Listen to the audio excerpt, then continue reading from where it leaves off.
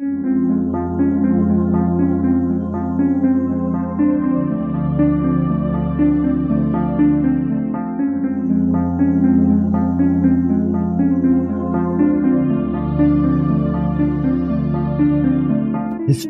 tells the story of the world and of our lives. Sometimes that history goes bump in the night.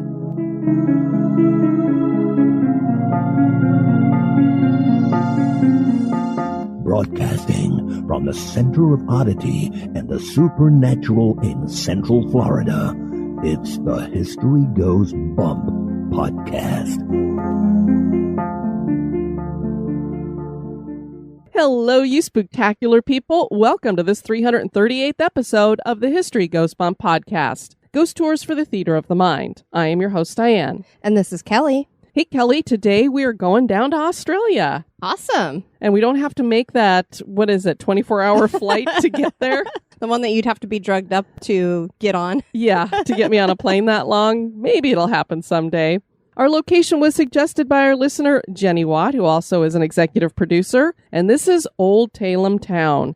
This is one of those old abandoned pioneer towns, Kelly, but it isn't actually a real town. It's man-made. I saw that. It's really interesting. It's full of haunts, so it's right up our alley. But before we get into that, we want to welcome into the Spooktacular crew, Carrie with a K and an I, BJ, Aaron with an E, Kathy with a C, Michael, Zach, and Chad. Welcome to the crew, everybody.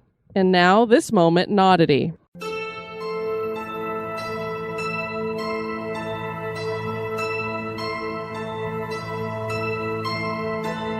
The moment in Oddity was suggested by Jannae McCabe.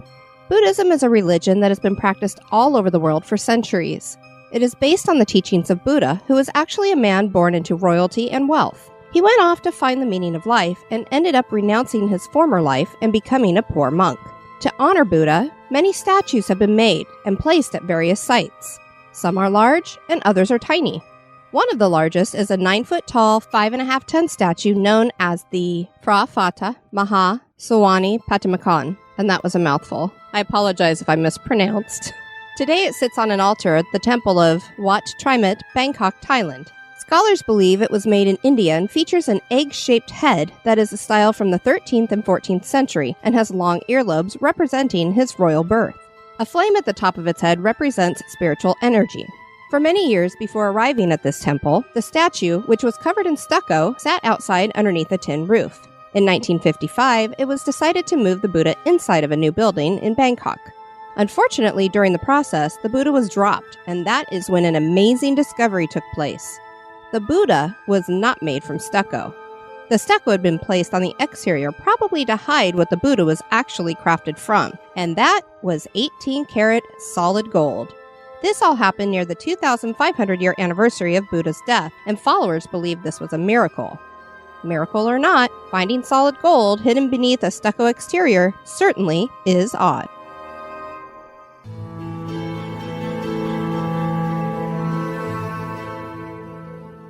You're not afraid of a little ghost, are you? And now, this month in history.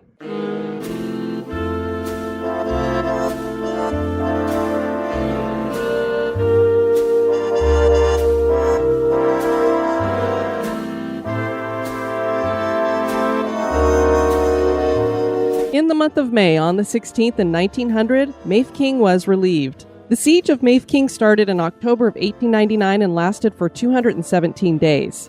Mafeking was a town in South Africa, and this battle took place during the Second Boer War. The Second Boer War was fought between the British Empire and the independent Boer states of the South African Republic and the Orange Free State. They wanted to break free of British influence in South Africa. The real fight was over diamonds and gold found in the Boer states. The son of the British Prime Minister was in town during the siege, which made it even more prominent. The British commander was Colonel Robert Baden-Powell, whom everybody referred to as BP, and he had 2,000 men under him. The Boers had the upper hand and cut off the railway lines into the town. They hoped to starve out the British troops and the 7,500 black Africans in the town. Many of the Africans tried to flee, but they were either shot or captured and flogged and sent back. By the beginning of May, word was received that a British flying column would be coming. The Boers made a final push to take the town on May 12th, led by Officer Cyril Eloff. He pushed in, but had some of his men retreat, whom he shot. He was overtaken and surrendered, and remarkably, Colonel BP invited Eloff to dinner. The British relief arrived on May 16th, and the siege was ended. The British had been having a tough time during the Boer War, and this lifted the spirits of the British, and Colonel BP was declared a hero.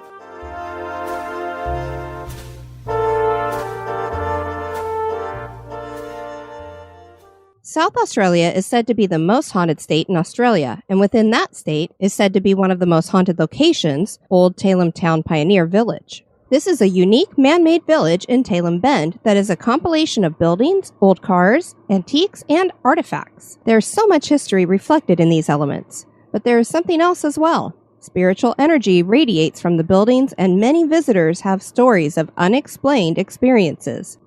Add to this that this is a favorite spot for paranormal investigators, and it's not hard to believe that there may be hauntings going on here. Join us as we explore the history and hauntings of Old Tailem Town.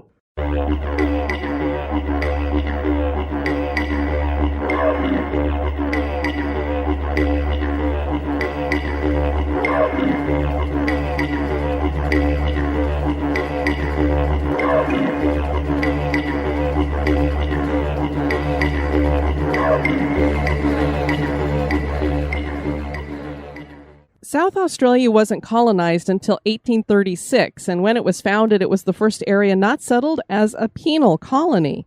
So that makes it really unique, Kelly, because as we know, the history of Australia is basically these prisoners were taken from Great Britain down to Australia and told, hey, have at it. You're going to build a country down here. Right. And so there's a lot of criminals are, what makes up the basis of Australia, at least the people who came in. We know there was already Aboriginal people there. Right. And so this one's very unique in the fact that it was a free state. We featured Kangaroo Island on a previous episode, and this was the first area in South Australia settled by Europeans, and it was the Dutch who first mapped the coastal area. But indigenous people had been here for over 20,000 years, so again, we have another place that was discovered by white man. As always occurs, that's how it's repeated through history, it seems like. The Kaurna people were here when the settlers came. They had called this Tarndanyanga, which means place of the red kangaroo. Tailem Bend is about an hour east of Adelaide and is thought to have gotten its name from the Gurindjeri word Tailem, which means bend. Donald Gollan was one of the first settlers here, and he had named his property Tailem, probably inspired by the Aboriginal word. So they're not exactly sure, is it a word from the indigenous people? Is it a word from him? Did he take the word from the indigenous people? But anyway, this town came to be called Tailem Bend, and this is where Old Tailem Town is located. It grew once the South Line Railway was laid through the area in 1886. It was incorporated in 1887. This became a heavily agricultural area, and it would be here that the Old Tailem Town Pioneer Village would be set up. Old Tailem Town is Australia's largest pioneer village and was founded in 1982. Now you might be wondering how a village could be described as pioneer when it was founded fairly recently. That would be because many of the 116 buildings here date back to pioneer times, and the town is supposed to reflect life in the mid-1800s through the mid-1900s. This really does have an old feel with dirt streets and posts for tying off your horse. Similar to Old Town Spring in Texas that we featured in episode 254, these buildings were moved to this one location from many different places. A man named Peter Squires wanted to build a ghost town, but he wanted it to be authentic with real old buildings. Many of these buildings are over 100 years old, with the oldest dating back to 1895, and they're filled with antiques. Many people claim that they are full of ghosts as well. There are stories of people being touched by things that they cannot see, and sometimes people do see these things and they appear as shadow figures. As if spirits don't make things creepy enough, these buildings are full of mannequins too. Personal choice, I guess. I already don't like mannequins, and that was even before people, when it came to true crime, would see dead bodies on the road and think they were mannequins. Diane would be walking through Sears and go, ah! I mean, I hated it, especially the ones that had like no features. Right. Oh, creepy. So now this place is full of them, and it's not just that they're mannequins. Some of them are falling apart. Their eyes aren't in their heads anymore, so it's just bad. They're painted weird. We should also point out that since we like to start by researching the actual land, that there were 7 deaths on the property before it became the Pioneer Village. So one of the issues that we're going to have with something like this, and why I sometimes put these off for a while, is because we have no idea about the history of the buildings. I don't know where he got them from, who lived in them before. And then, like we said, we always like to start with the land because a lot of the time that's where the hauntings come from. People move into a new home and think, hey, I'm free and clear, like we think we're free and clear here. But lately we've had a lot of experiences with the dogs acting weird that I'm wondering if we have something attached to something in this house because they act really weird sometimes. Possibly. We've brought in a few items from outside the home. Yeah, so I don't know. Whatever it is, it's not interacting with us. It's interacting with them. But what we have found is that there were deaths on this property, and I don't even know everything about those. I know about a couple of them. A lot of what we're going to put out here is, I don't really know, but here's what we've heard.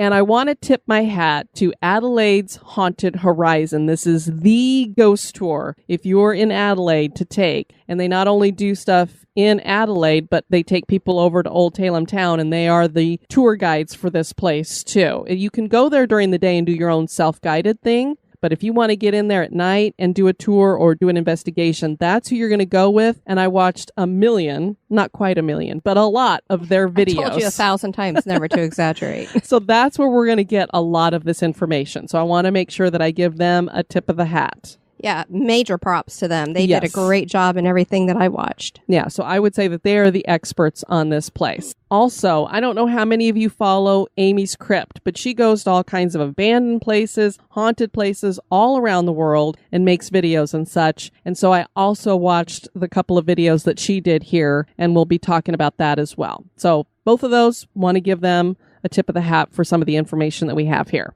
So the first place we're going to start with is the Wonderview Theater. Now, we have heard it's haunted, but I don't have any specific stories about it. None of these videos that I watched had anybody having any experiences in there, but I love old theaters, and it's really cool to kind of talk about them. Of course. So this is a cinema that Peter found somewhere, and what he would do is take these apart, board by board, travel them back over here to Tailem Bend, and put them back together. Now, he's in his, I think, late 80s, maybe even early 90s now. So he wasn't a real young guy either when he started doing this. Well, what I saw of him, he is quite spry and active all over the town. And he was really cute because the one guy, this was just somebody's personal video that they had made. And he came walking over and was on the camera and was like, well, you just got here. You haven't seen anything yet. Talk to me when you've looked at everything. Yeah, and he was just running around doing his chores. Yeah, it was very fun. And I've heard that some people will dress up in some period type clothing to kind of fit in there. So I don't know if they have some quote unquote volunteers that hang out dressed up. That would be cool. So the Wonderview is the name of the old cinema in the town. It's built from yellow clapboard with a corrugated tin roof. And it's important to point out this distinction because the corrugated tin roof is an Australian icon. This is the number one indicator that you are looking at an Australian home or building, minus the whole actual being an Australia thing. I mean, obviously, Kelly, if you're in Australia, you know you're looking at an Australian home. And, well, you know, we need to dive down that rabbit hole. So come with me. You jump first. Hello? Hello? Yes, I'm down here in the rabbit hole, and I've brought you with me. The corrugated metal roof was invented by British architect and engineer Henry Palmer. This material was made from hot-dipped galvanized iron that was then cold-rolled to make the grooves. This gave the material more strength and obviously helps protect against wet weather as the water rolls off of it. It wouldn't be until the 1880s that Australia would start using it in home construction. Corrugated metal was easy, fast, and cheap to fabricate, and it resisted corrosion. The tin roof is said to be, quote, the building material that made the bush. And now let's crawl out of the hole and check out this theater. This is a small theater with seating for maybe, I counted about 50 seats. It has an old film projector and a fairly small screen at the front, but it all works because they actually were showing movies in there when I was watching. I would say the size of the screen is about what we would have on some of our big screen smart televisions in our homes. Oh, wow. To kind of give you an idea of how big it was. Next, we're going to discuss the Bent Elbow Hotel. The Bent Elbow Hotel not only has a corrugated roof, but the outer walls are also covered in corrugated tin. This was originally a personal home that was fairly large. The bathroom has old fixtures and a bear-clawed tub. There is a bar set up inside and several dining areas. Alison Oborn, who is the tour guide and creator of Adelaide Haunted Horizons, has done some mirror scrying in this location, And she said one time she was in here investigating with a girl, and when she looked in the mirror, she saw a man that she described as having high cheekbones, a mustache, and a part down the middle of his hair. She was so scared by seeing this face covering over her own reflection that she ran out of the hotel crying. 3 weeks later, another group was investigating the Emporium, and they saw a man look in the window that matched the description of this man perfectly. No one had told them of the mirror incident before that. The Emporium is right next door to the hotel. Children have been heard laughing in here, as well as the sound of disembodied footsteps. And for people who don't know, mirror scrying is basically what you're going to do is sit in front of a mirror, and rather than saying Bloody Mary 3 times, you're just focusing on your reflection and kind of, blurring out your eyes a little bit so you're not quite focused on your face anymore.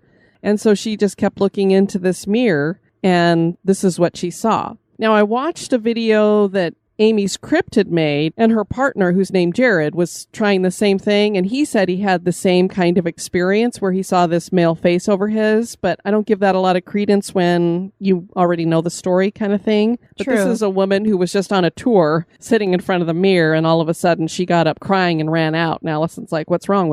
And she told her about this. And then, interestingly enough, the actual apparition shows up looking inside a window from outside. This is a lot of validation there. Yeah, and this is at the place that's right next door. Makes you think maybe she really did see something.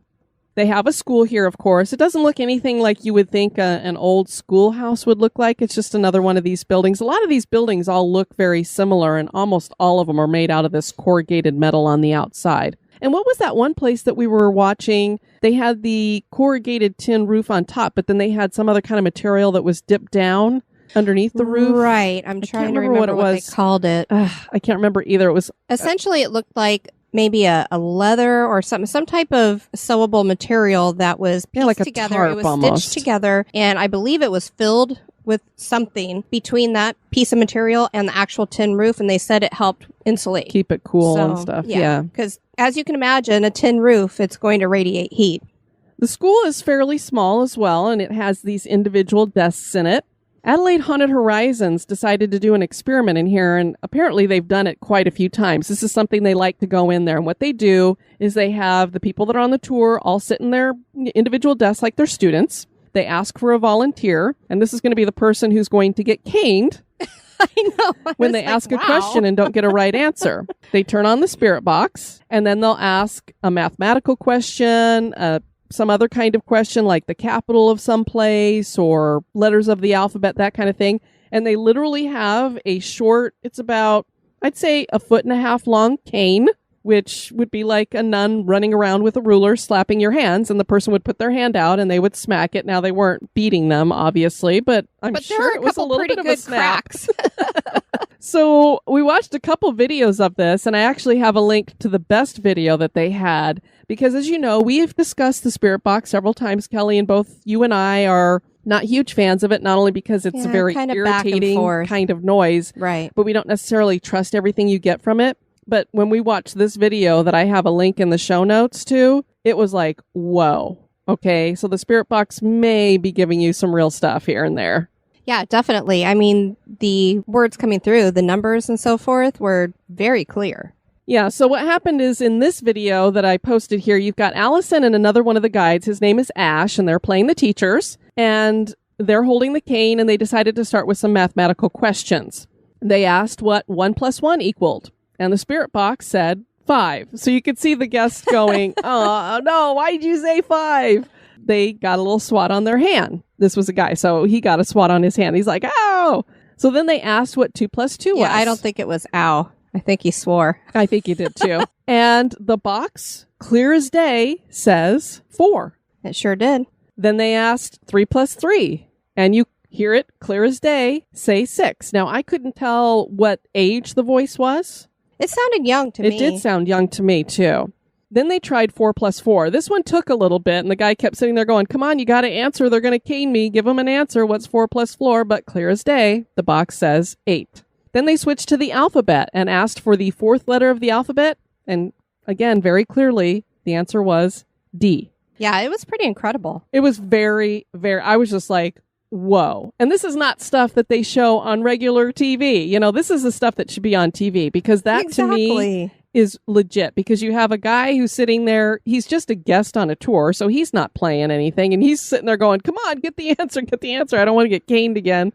You might get numbers that come through because they say numbers on the spirit box, the radio all the time. But these are actually the correct answers. Now, 1 + 1 getting 5, I could sit there and go, well, maybe... I think they were just messing around to see if he would actually get caned. Well, but I mean, you could reason out, it was just a number coming across the radio. Sure. And so it could happen. But when you're getting right answers, that really makes me sit there and go, okay, this is not only an intelligent spirit that is answering a question, but it's intelligent to the point where it's actually adding the numbers and getting the correct answer. Exactly. And then same thing with getting the 4th letter of the alphabet. You got to sit there and think about it, and you're getting a correct answer. So this, to me, was amazing. So if you want to watch a really cool video, again, I have that linked up in the show notes. Next, we're checking out Belle's Emporium. This place is creepy as heck. Just full of old things and lots of mannequins. As a matter of fact, Allison claimed that she has had mannequins thrown at her when she's in the building. She told Amy's Crypt that it's her least favorite building on the property. She dislikes going inside to investigate. The Emporium is not just one long store brought from another property. It is actually 3 separate homes that Peter knocked the walls out of and put together. So they now make one long store. Allison believes that the hauntings going on with the Emporium are actually connected to one of the homes and not the property. That energy is negative and seems to have an abusive quality to it, with the male spirit haunting the building and not liking women. Amy set up 3 EMF detectors in here, and the middle lit up to red when she asked the spirit to light it up to red. It continued to go off several times, lighting up to red. Later, you could hear footsteps in a further room.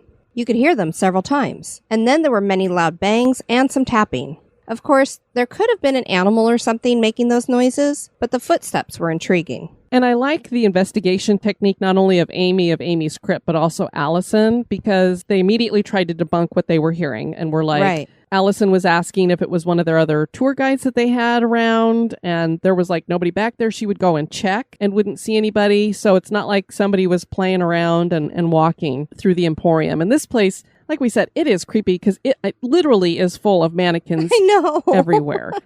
And these are ones that are falling apart. And one of them is dressed in a wedding gown. So you've got your lady in white hanging out there. But of course. So these are places that I'd be like, no, we ain't turning out the lights. I want a light on when we're walking around in here investigating. Definitely. It would be really hard too, because you could just turn around and be like, oh my God, is that a shadow figure? And then it's like, oh no, it's just a mannequin throwing a shadow or something. So to me, it would be a little bit harder to investigate without having the lights on. And then we come to what probably is the most haunted location in the town. And wouldn't you know, it's a church. Of course it is. Yeah. People are always like, how could a church be haunted? Well, sometimes. The advertiser ran an article featuring an interview with Allison. And she had told them once when they were investigating Old Tailem Town, she'd seen a shadowy figure inside the church at the Pioneer Village. And she saw a full-bodied apparition while giving a tour. The spirit came in through one of the doors, and she watched it walk through the church. On another tour, she had a woman take on the persona of a small child. So she didn't tell that woman to do that. The woman actually started talking like she was a little child. Allison decided to do some research on the property, and she found out that a small child about the age of 5 did drown on the property in 1919. Could this have been the child that this woman seemed to be possessed by? On another occasion, guests saw the figure of a small child standing in one of the doorways, and Allison and her group have taken to calling him Ian. I don't know why. I don't know if maybe his name came across on a spirit box session or something, or if when she was doing her research, on the records, yeah, she saw that his name was Ian, but that's what she calls him. This church is the Wolseley Methodist Church that was established in 1900. The inside is not very big, and there are 2 rooms. There is the main sanctuary and then a back storage room. The pews are simple wooden slat pews, and there is a small table that serves as an altar and a pulpit with a male mannequin standing in it. Again, why do we have to have the mannequin in it? One issue that might be contributing to the hauntings here is that there's a cemetery next to the church. But it isn't real, meaning no bodies are buried here. But the headstones are real, and they were moved from their former burials. Yeah, so I think there were places that were taking over a cemetery. I don't know if bodies were moved, but the headstones were not going to be moved or something, and that's why Peter brought them over to here. So you're going to have the issue of, was the spirit that was attached to that body attached to the tombstone, came with it? Are they upset that things aren't together? Right. Are they ticked? I don't know. Now, we did watch another video that said that there were people who had been buried there, but that was the only time I'd ever heard that. And I'm thinking that it's not a real cemetery. That was the only time I heard that, so I don't think it is. Sure, yeah. More of the research leads to just the tombstones having been moved, so that's most likely what's true. Yeah, and normally you think if they're going to just set up a cemetery next to the church, they would have fabricated some, but I mean, these are real tombstones, and you can't fabricate those because that would be too expensive, so... A local news station went on the tour one evening with a group and captured some interesting things on camera while in the church. Allison told the group that people have seen a male apparition in the church. Either this spirit or someone else messed with a couple people in the group. One was a woman with long blonde hair. You could see, as you're watching the video, that she's getting visibly uncomfortable, almost like when you have a fly buzzing around you and you're kind of like, eh. Right. And I've had this experience where Tammy, one of our listeners, people are very familiar with her, sitting in front of me in a church, in a pew, and watching as something buzzed into her ear, and she's like swatting at her ear. And I'm like, what's going on? So it was kind of similar to watching Tammy in front of me. And you can tell there's just something that's making her uncomfortable. And then she finally says, something is messing with my hair. And you know that feeling. I certainly do. Her boyfriend, who was sitting next to her, put his arm around her shoulders. You know, he's trying to comfort her, make her feel safer, Sure. more careful. And then there's this bang, and the boyfriend moves his arm quickly as though something hit it or the chair behind them. So it's like he's got his arm around her shoulder, and then all of a sudden you see them both kind of jump. You hear a bang, and his arm is like, oh my gosh. It's like, like something had hit them. Wow. So it's like, what was something that had force to it to do that? It was almost like he was upset that the boyfriend had put his arm around his girlfriend's shoulders or something. A little after that, another guy in the group had something grab at his arm, and he jumped back and said that he felt something very cold touching his arm forcibly. This guy had been a skeptic, so he goes out and starts talking to the local news station. He's like, I don't believe in any of this stuff. But he goes, after what I just had happen to me in there, I think I'm starting to believe. Because he goes, something Very cool. grabbed me. It was cold. I don't know what it was. But he wasn't a skeptic after that. Amy's crypt set up some tools in the church during her investigation. One of them is a music box that gets triggered in a similar way as a REM pod, and Amy describes it as being a motion sensor. This is a really cool thing. I would love to get it. They call it like a paranormal music box, and it does. It has that little beam in front of it, so that if anything passes through that beam, the music box kicks on and starts playing. Very cool. The music box began to play and light up. She asked the spirit to step away from it, and about 30 seconds after that, it stopped for a moment, and their obelisk said the word students. The schoolhouse is right next to the church.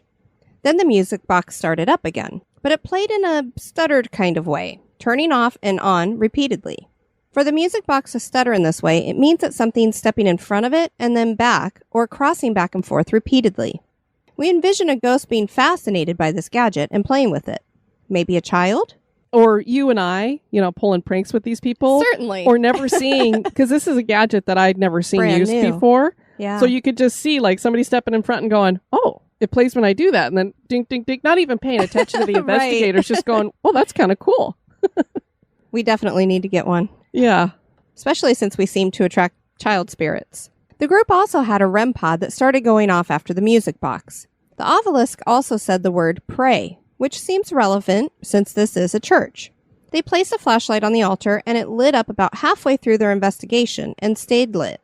The thing that was unusual about that is usually when you put a flashlight up and you're wanting it to turn on, you're asking them to turn it on and they turn it on, but this just kind of came on its own out of the blue and then it just stayed lit up. There were some knockings and tappings too. One thing we definitely noticed was that the spirit or spirits were not what we would call interactive. They never responded to requests. Yeah, so anytime she'd say, would you light this up? Would you light that up? It was like, that's why I said it's almost like this ghost wasn't paying any attention to them. Right. You would have to be intelligent to be going, okay, I'm making the motion sensor go off. But it's like he didn't even care what they were asking him or her to do. It was like, I'm doing my own thing.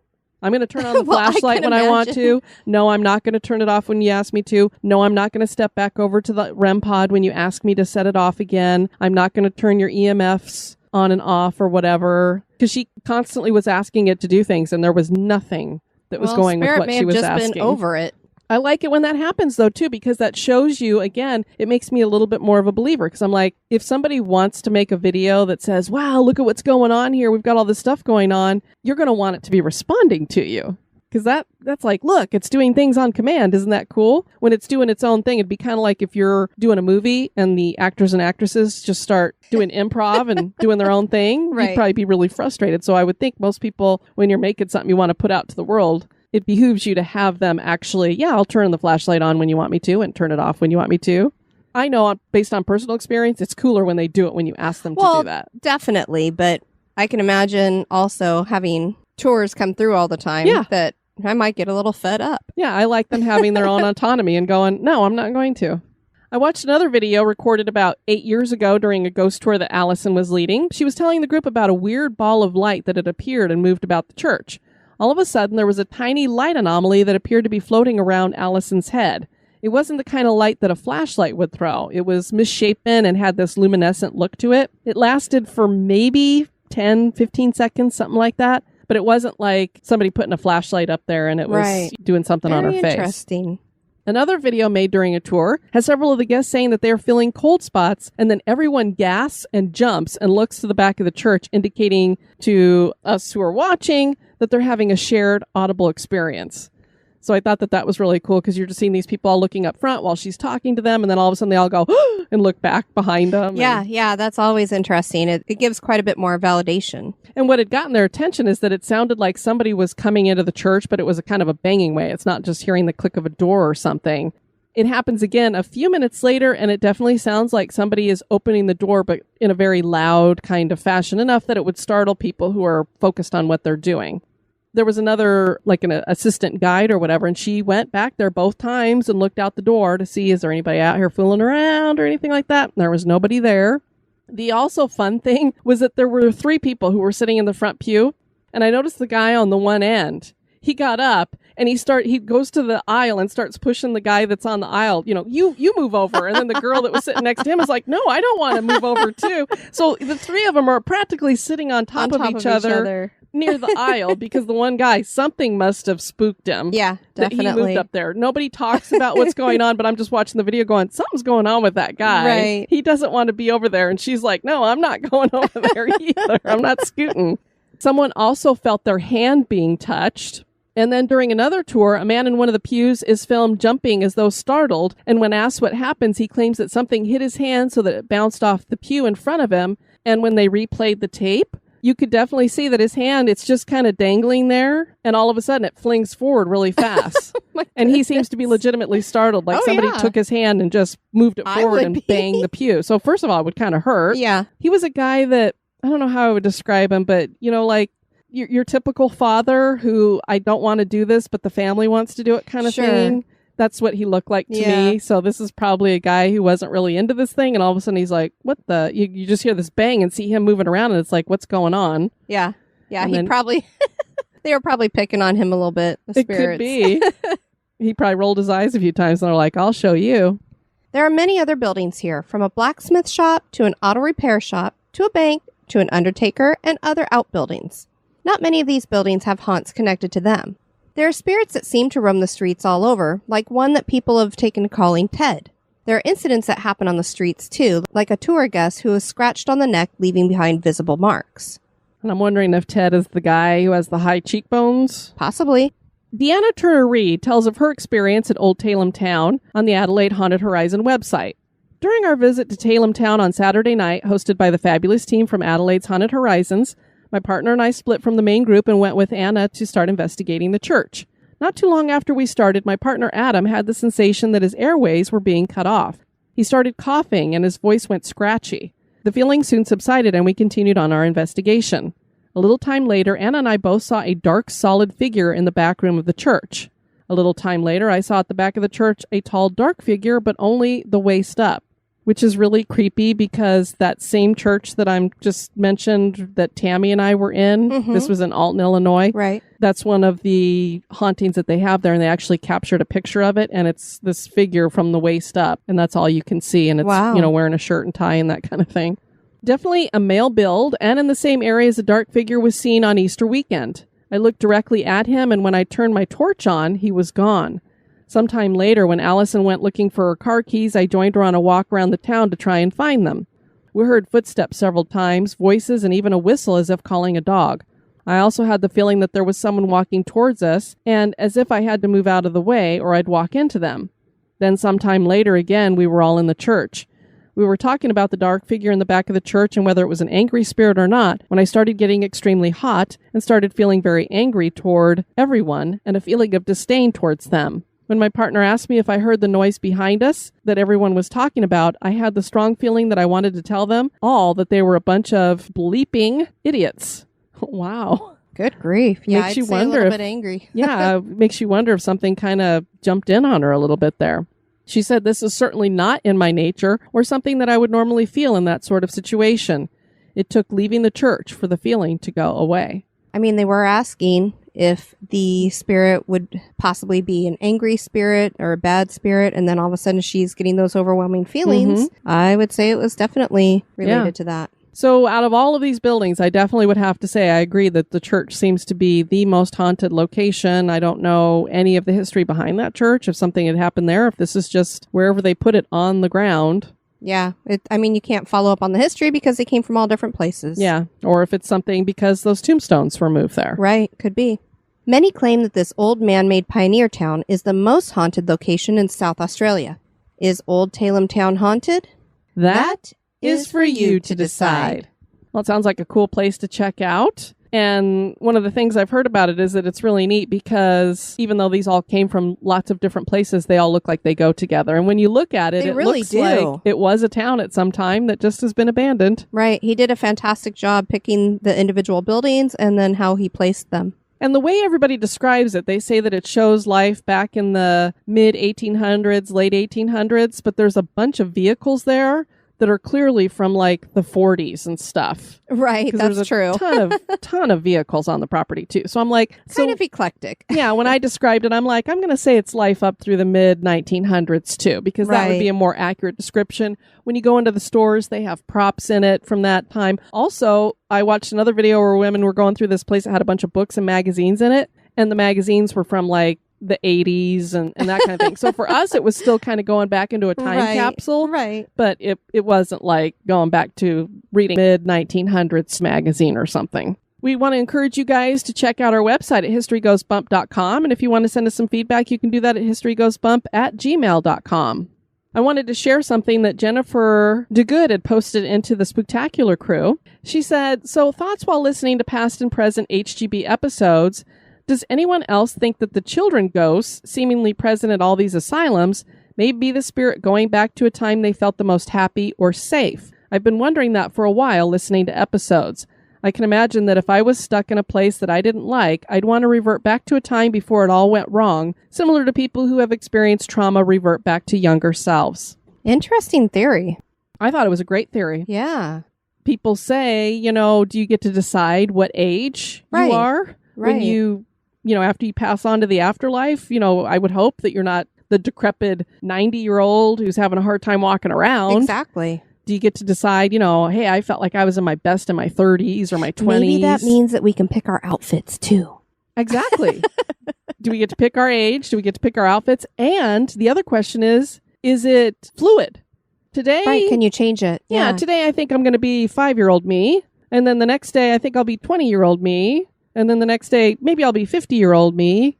That would be fun. Yeah. I mean, it's just all these questions that we have. But that's a really great point because that's something that we've Absolutely. really struggled with. And I think people have noticed it because we did a couple of asylums most recently. And I've always been like, what in the world are children doing here? Exactly. I mean, you do have stories. Maybe somebody got pregnant and had a baby there, and that's why you had a child there. But yeah, so I just have always wondered that because it always seems like there's kids there, and the jails that we've done, there always seems to be children too. Right, Now, of course, right. we have heard that they would throw children into the jails as well. Right. Of course, if their parents were incarcerated, Mhm. then they would keep the children there too. I couldn't believe that. I would I was prefer to shocked. believe that the children ghosts, and maybe that's what I'll go forward with, is that they decided that, hey, I was in this asylum when I was in my 20s, but I loved it when I was 7 or 8. That was great times. Yeah. So I hope I've so. gone back to that. We also learned at like Malvern Manor, you had some people who were developmentally disabled. So it's not that they were an actual 4 or child, 5. That's just where their mentality was. Exactly. So we could be getting somebody who's mentally at that level, but bodily not. But seeing an actual child ghost or spirit, maybe that's what's going on. We want to thank you guys for listening to this episode. I've been your host, Diane. And this has been Kelly. You take care now. Bye-bye. This episode has been brought to you by our executive producers. Dispatches from the Grave Digger. Want to thank Mandy O'Rourke for increasing your donation. We're going to be moving you into a garden tomb. And joining you over in the garden tombs is Jerry Sanford. And then we want to welcome back Amber Moravitz. She will be moving back into her chest tomb. Thank you so much for supporting the show. It really helps us do the production. Want to keep the spooks away? Give us a review.